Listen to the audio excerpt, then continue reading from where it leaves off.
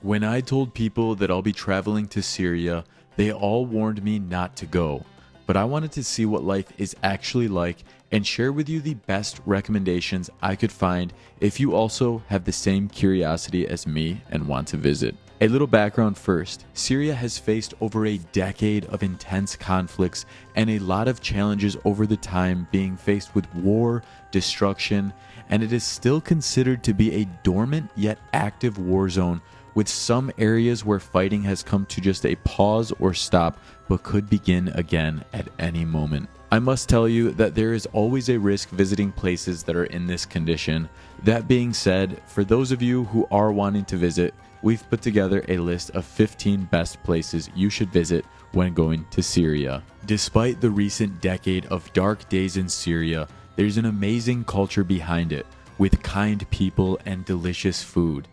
In addition, there are many different landscapes to experience. A lot of people make the assumption that Syria is full of desert lands, whereas that's actually not true. It is mostly covered with green, luscious farmlands and mountains, lakes, beaches, making it a lot different than people imagine. Parts of it are considered a semi-desert, which is not a desert like you would imagine in the Gulf countries, but a semi-desert is known there as a badia, and pretty much only Bedouin people are living in that side, so we won't be focusing too much in that area.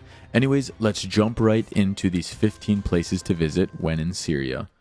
Number 1 on the list is to explore the capital city of Damascus, which is one of the oldest continuously inhabited cities in the world, with estimates of over 11,000 years of history. The old town is loaded with so much personality that you can feel while walking the streets.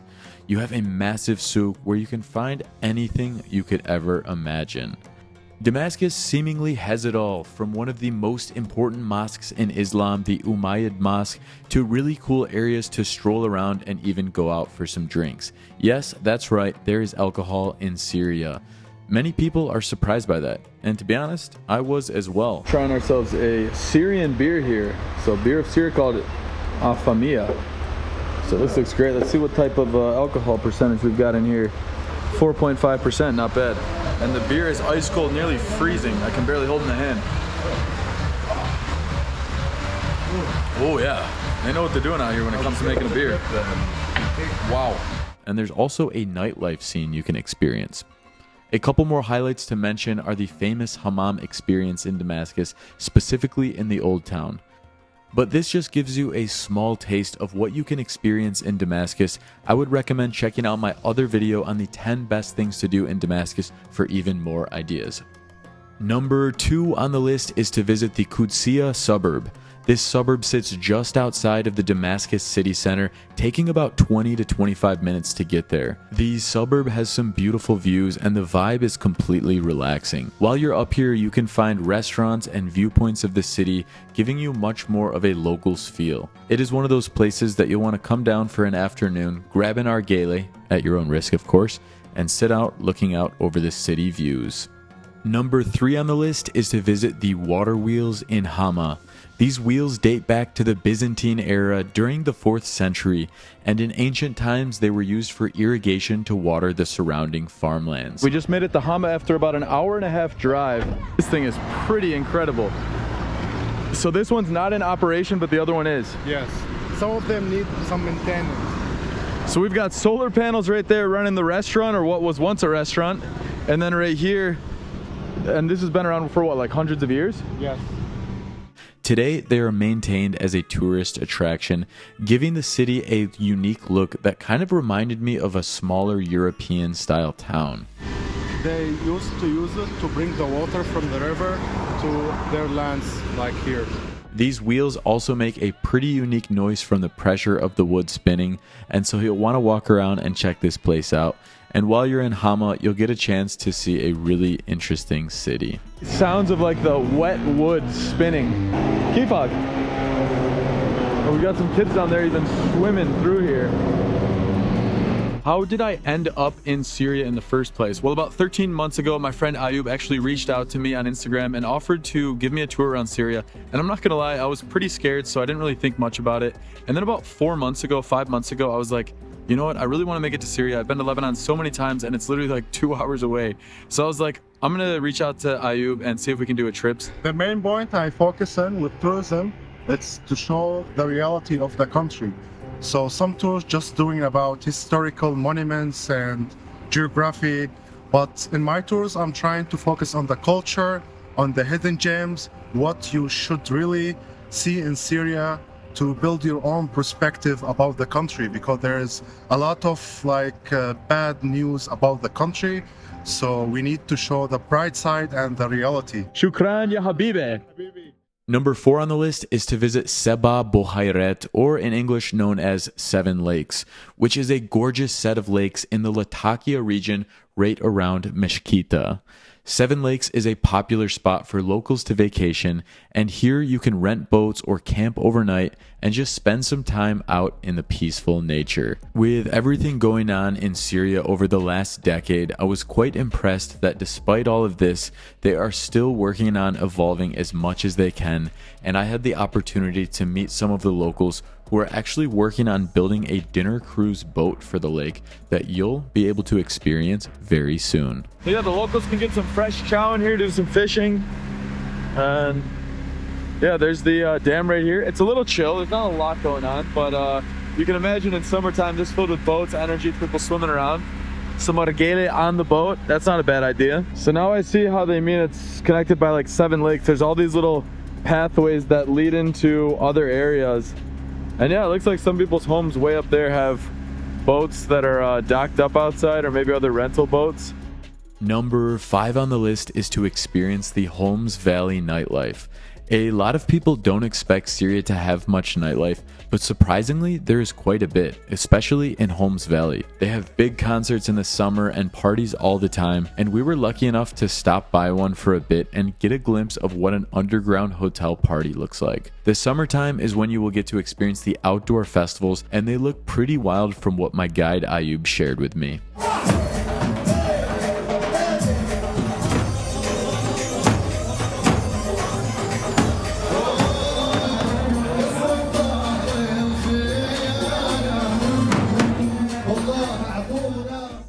Number 6 on the list is to take a trip to Aleppo and experience the unique charm of this city. Aleppo is home to many wonderful spots like this one known as the Aleppo Citadel, which is one of the most beautiful citadels in the world. Wow, and look at this, just magnificent.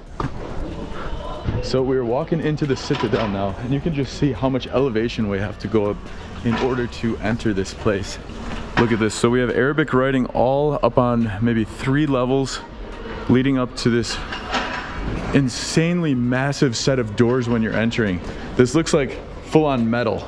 So there's no way to easily get through there, is there? And there's one different thing in this door. Can you notice it somewhere? We've got horseshoes there, metal spikes. I don't know. But there is only one different. Ah, there's on the other side. One upside down. So that's the one how you open it? No, this is a meaning, because in the Islam theology, perfection is only for God. Oh, okay. Wow, that's beautiful. Aleppo is also known for its unique soap, a tradition that has been around for thousands of years, and you can even visit the factory and learn about the process of soap making. While the city was heavily affected by the war, you can see some hope with parts of the city being rebuilt. One example is the souk, where parts of it have been remodeled already and some of them are still in process. Number 7 on the list is to visit the Kasab region, which is located near the Turkey-Syria border. Up here you will find what some locals refer to as the Montenegro of Syria. There is essentially a valley right inside these mountains, obviously right here on the border. So I would make the assumption with Ayub to confirm this, that this area probably never had any sort of impact from the war.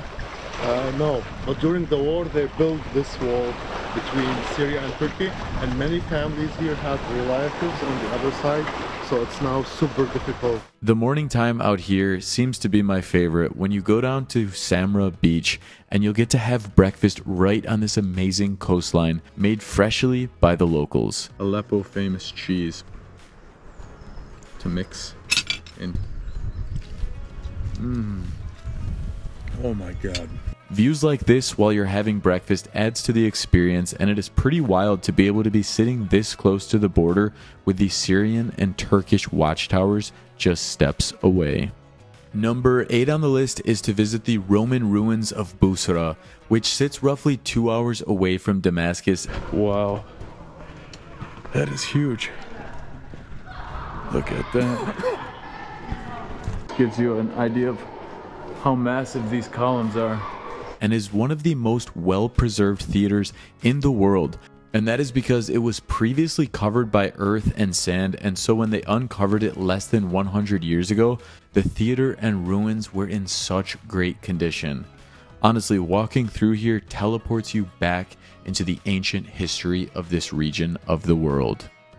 Number 9 on the list is to go for a tasting at the Jarjour winery. Syria produces some delicious wine, and you can get it at really affordable prices. It is worth a visit, and if you are near the Tartus region where you can visit the winery, the owner and workers will welcome you like family. Their hospitality was incredible, as they even offered us free wine and food and explained the entire winemaking process and the history of their winery. It was a really special experience, and I was able to purchase a nice little supply of wine to take with me at the end.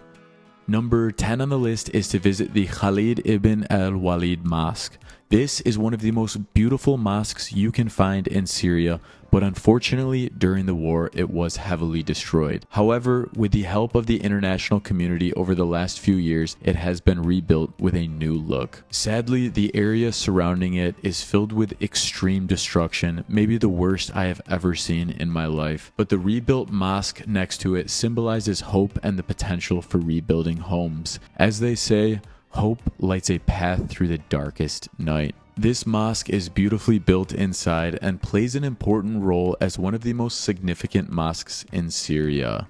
Number 11 on the list is to visit Croc des Chevaliers Castle. It is located in the Homs Valley and is one of the most exotic castles I have ever seen. Positioned on top of a massive hill with lush green landscapes and lakes in the distance, the castle remains in great condition despite being taken over for a period of time during the recent war. Aside from that, when you're inside the castle, you can have a local guide explain the history and significance of the castle.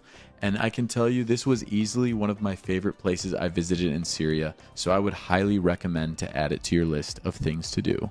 Number 12 on the list is to visit the town of Malula. It is one of the last remaining villages on earth where Western Aramaic is spoken, which is said to be the language that Jesus Christ had once spoken. Malula is predominantly a Christian village with significant monasteries like Monastery of Saint Thecla or Mar Thakla and Monastery of Saint Sergius and Bacchus or Mar Sarkis. During the war, Malula was taken over for a period of time and had an immense amount of damage, like this spot, which was once one of the most beautiful hotels in Syria and now is absolutely destroyed. The locals of Malula love welcoming visitors and will be excited to share with you history and information. I had the opportunity to meet a local man named Michael who offered us free wine, coffee, and water and was so kind, showing the true Syrian hospitality. Visiting this city will give you an idea of how the beautiful city of Malula is today after so many dark recent days and how far it has come since then. Number 13 on the list is to visit the ruins of Palmyra. Palmyra is an old Semitic city dating back to 3000 BC, and it has changed hands a number of times before becoming part of the Roman Empire in 100 AD. Palmyra is an essential site, but unfortunately it was heavily destroyed during the war, with incredible artifacts lost as it was used as a stronghold. Despite this, it remains as one of Syria's most important historical sites. Number 14 on the list is not a traditional place to visit, but a moment of reflection. When you're visiting Syria, you will be shocked to see how much destruction and devastation there is from the war. There were times while I was road tripping around, like from Latakia to Aleppo, nearly every building I saw was completely destroyed. This was an eye-opening moment to understand somewhat of the scale of destruction that comes from a brutal war, where it's just everything's destroyed. How far? Yeah, like is it like 5 city blocks? I think the whole area here. Wow. So the first step the government has taken to restore this area is they've added power lines. Obviously these wouldn't be here during the war, they would have been taken out. And that was like the first step. And then there's specialized people who will come and analyze the structures, and the ones that are still able to be, I guess, recycled, then yeah, some people are starting to move in. And so I recommend people to visit these sites and get educated on what happens, and hopefully history will not repeat itself. Number 15 on the list is to try out the delicious Syrian cuisine in Aleppo and Damascus. Both cities are well known for their food. Damascus is known for a little bit more cost-effective food and portion sizes, whereas Aleppo aims to be the food king for various unique types that have many influences from surrounding areas. أكتر حبيبي يخرب بيتك الكون شو طيب. Honey and pickles in the sauce there, and that's going well. Fia Jej. Appetit. Shukran. This is the best part. I had an opportunity to try Damascus street food like shawarma from El Burj and some other items from the street stalls at the Ramadan market. And while I was in Aleppo, I tried the famous falafel along with some higher end meals in the evening. I must say, I absolutely love Syrian food. So guys, that wraps up our 15 best places to visit in Syria. I really hope you guys have enjoyed watching today's video. As I mentioned, visiting Syria right now has its risks, but if you want to go in the safest way possible, my good friend Ayub, who brought me on a tour all around the country, made this process seamless, quick, and efficient for me. I would highly recommend him, and I'll put his contact information down in the description below so you guys can reach out to him if you would like to book a tour. Thank you guys so much for watching, and we will see you in the next Nomac Guides video.